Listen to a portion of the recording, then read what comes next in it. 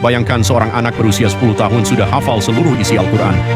Di usia 16 tahun ia mulai mengobati pasien, dan hanya 2 tahun kemudian, ia sudah diangkat menjadi dokter kerajaan. Tokoh luar biasa ini adalah Ibnu Sina, ilmuwan muslim yang dijuluki bapak kedokteran modern. Ibnu Sina lahir tahun 980 di Bukhara, wilayah Persia. Ayahnya seorang pejabat, tapi sejak kecil Ibnu Sina lebih suka membaca dan berpikir. Kemampuannya di luar nalar. Kitab setebal ratusan halaman bisa ia baca sekali, lalu langsung hafal isinya. Ia belajar ilmu logika, filsafat, matematika, astronomi, hingga kedokteran dari guru-guru terbaik. Suatu hari Raja Bukhara jatuh sakit. Dokter-dokter istana menyerah, tak ada yang mampu menyembuhkan. Lalu seorang remaja berusia 18 tahun dipanggil Ibnu Sina.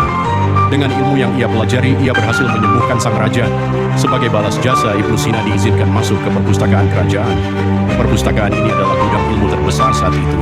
Ribuan buku dari Yunani, India, Mesir, hingga ilmuwan muslim sebelumnya tersimpan di sana. Disinilah Ibnu Sina menyerap pengetahuan yang kelak mengguncang dunia.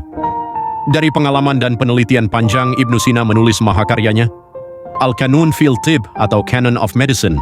Isinya bukan hanya resep obat, tapi juga anatomi tubuh, penyakit menular, kesehatan mental, hingga pentingnya gaya hidup sehat.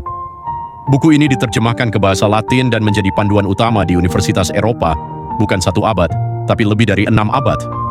Bayangkan seorang ilmuwan muslim dari Persia, karyanya dipakai di Paris, Roma, dan London, bahkan orang barat menjulukinya Avicenna, simbol kejayaan ilmu pengetahuan Islam. Di masa ketika banyak orang masih percaya penyakit disebabkan roh jahat, Ibnu Sina sudah bicara soal bakteri, kesehatan jiwa, dan pencegahan penyakit. Tanpa Ibnu Sina, kedokteran modern mungkin tidak akan lahir secepat itu. Ia bukan hanya milik dunia Islam, tapi milik seluruh umat manusia. Inilah kisah seorang jenius muslim yang menerangi dunia dengan ilmunya. Follow untuk kisah tokoh Islam luar biasa lainnya.